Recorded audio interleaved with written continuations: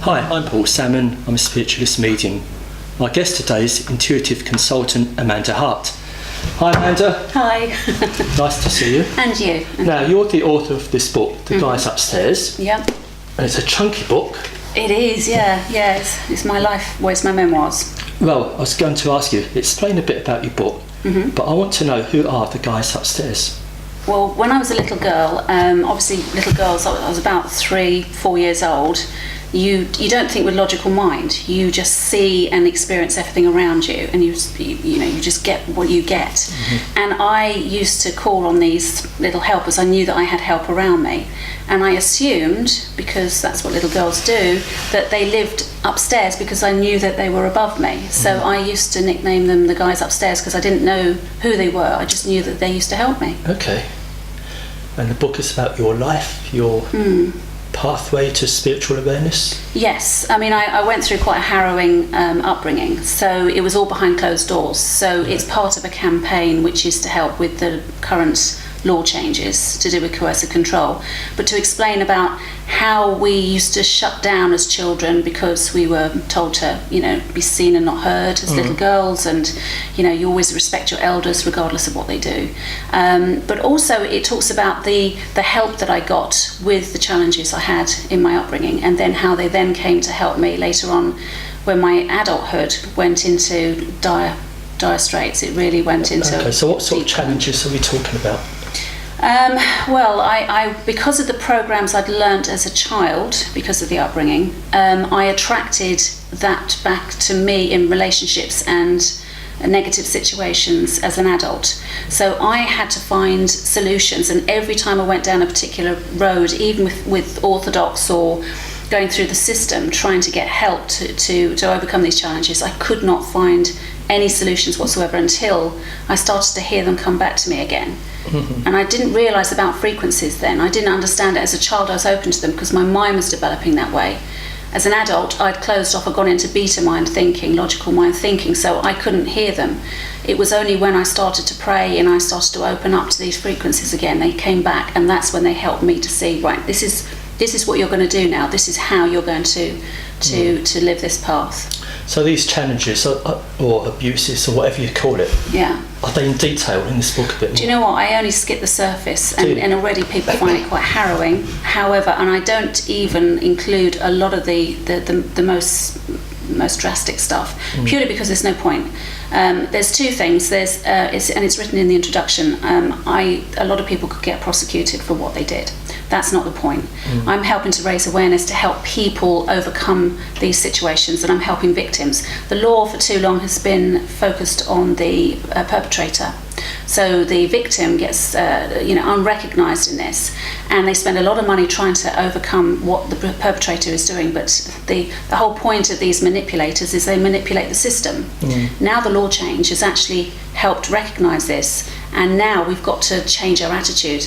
Now this is where I come in, because amazingly the legal system, the policing and the health industry are all wanting to look at it from a different mindset, which means that we have to use our intuitive faculties. So that's where we're going to start embracing this in these systems. Okay. So as a child and in your marriage, did you start blaming yourself at one time? Yes. Thinking it's all your fault? Oh, absolutely. Yeah. I mean, you do, because you think, well, why on earth would I be causing this? It's got to be my fault. Yeah. And that tends to lead to guilt. So later on, and a lot of women tend to go down this route because we become guilt-ridden because we're not good enough, we're not playing the right role model, or we're not doing well enough for our children or our husband. So we sit stuck in these concrete boots, so we can't move on. It's the lowest human emotion that we have.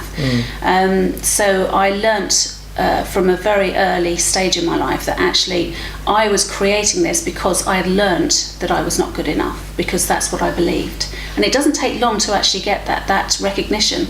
As a hypnotherapist, I had to study to understand how the brain works. And it only takes 30 days to have a habitual mindset going round and round in our mind, and that's it for the rest of our life, unless we choose to actually do something with it. So we get caught up in these programs very quickly. I mean, you come over to me as being rather, or very astute, very confident in yourself. Yeah, but I had a fear of public speaking because I'd learned not to speak up, never say anything, in public. And B, I was always told that I was not good enough, so I was very introverted. So I would always attract situations where I would always be taken advantage of. Sorry. No, that's all right. No. So when did you recognise this change in you from being not good enough to? I think actually people recognise it in the book. I went from victim to somebody who became a survivor, and then the attitude changed again, and that's kicking in because I'm writing the sequel to this book on how this nearly broke me. Actually putting the book together, I wasn't writing it. It was the process of actually getting this out there. So I'm writing the sequel now, but that was when I had meningitis and I was in hospital, and I was told I had an hour to live, and I made a choice. I said, right, okay, I know you're telling me that I can go now, but actually I've got 2 kids under the age of 3. I ain't going anywhere. And that was a determination. I said, I need to know how to overcome these programs. And that was when I was shown how to do this. So I no longer operate as a hypnotherapist. I used my intuitive faculties to bring up the programs for people. So I help people go through major life changes, and then help them see how to break that. And then we go into the energy field, the theta field, where we tune in, and I can get into this little box where we have all these programs. It's just like taking the virus out and then just rebooting the system back to factory settings. So we have our own blueprint. We know exactly what our best self is. You say we? We all do. Okay. Yeah, all of us have that. We all have a blueprint. We all have the ability to do it. Yeah. It's just that we haven't learnt it at school. It's a bit like me being a medium or psychic. We all have it within us. Yes. And it takes years for it to come out sometimes. Yes. It took me 30 years. Yeah, absolutely. Some are born with it. Yeah, absolutely. Or born with that knowledge. Yes. When did you recognise you could help others? Well, I a lot of my stuff I've blocked out, but my cousin tells me that I was doing readings for my nan's neighbours from a very early age, and these things used to come about. Yeah. I used to also have a menagerie of animals. We had about 50, 60 animals, and we never had a vet, and it never dawned on me that we needed a vet. I just assumed that whenever Dad said to me, go and help that animal, it would become better because that was what everybody did.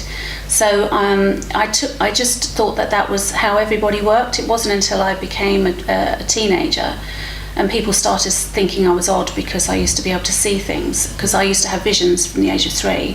And because these used to come about, people used to think I was freaky. So then they challenged me. Obviously then they bullied me because, you stand out. And that's when I had to defend myself and became very isolated and tried to shut it all down. But you do workshops now as well? Yeah, I teach people. So ironically, I was on Britain's Psychic Challenge. They brought in a mediator to work and set up the challenges, to work as a mediator between the crew and the contestants. And she was Norway's top psychic. She teaches this mainstream to the Norwegian police because they watched her on Sensing Murder and wondered, how on earth can this woman achieve all these challenges every time over every other psychic? So they thought, well, if she can do that, she can help us because she defies science and all human ability. So she teaches that mainstream to them. And 2 years after the programme, she phoned me up and she said she wanted me to teach it here in the UK.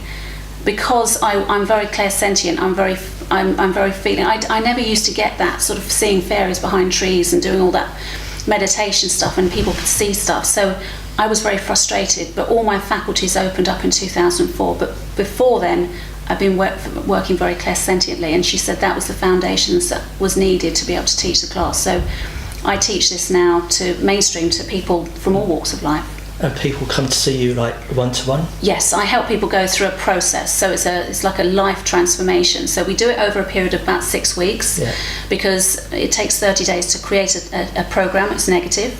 So what we do is we go back 30 days and we unfold it and then reprogram. So who comes to see you? What sort of problems have they had?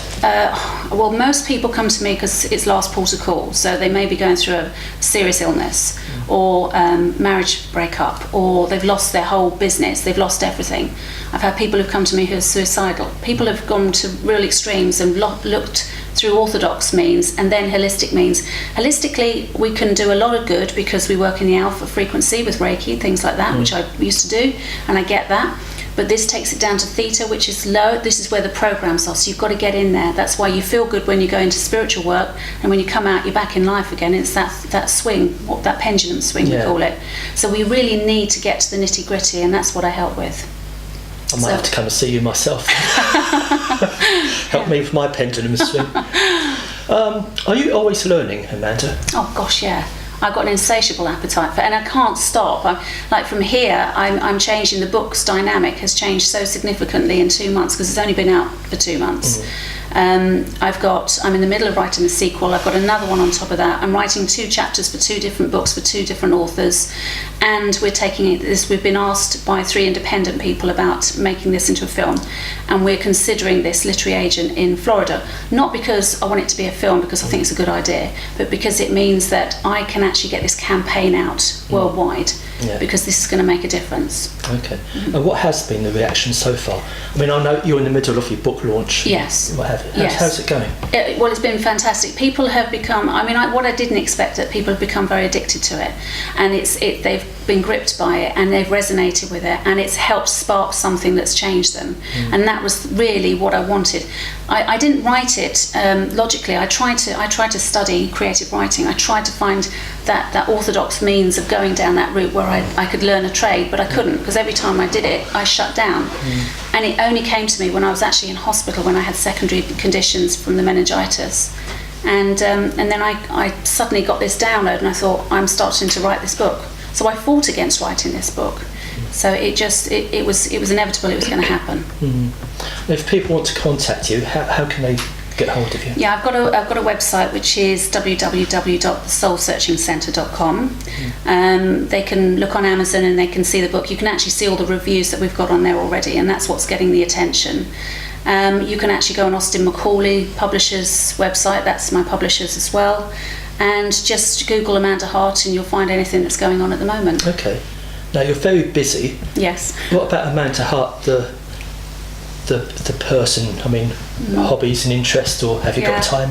Yeah, I'll have to. Yeah, yoga is a massive thing. I know it sounds, some days are good, some days are not so good. So health-wise, I have to eat really healthily. I have to exercise continuously to keep myself going, because I constantly have secondary conditions that I have to overcome. So for me, I've got an insatiable appetite for life, and I live every day as if it's my last. So if anything I can cram in, I do. People that know me know that I'm just like mad when it comes to life. Well, thanks for coming in here today and making the most of it. No, you're welcome. Thank you so much for inviting me. Thank you. And you. Come in again sometime. I will do. I'm going to leave you some books as well. No, you can sign that for me then. I will do. Thanks, Amanda. Thank you.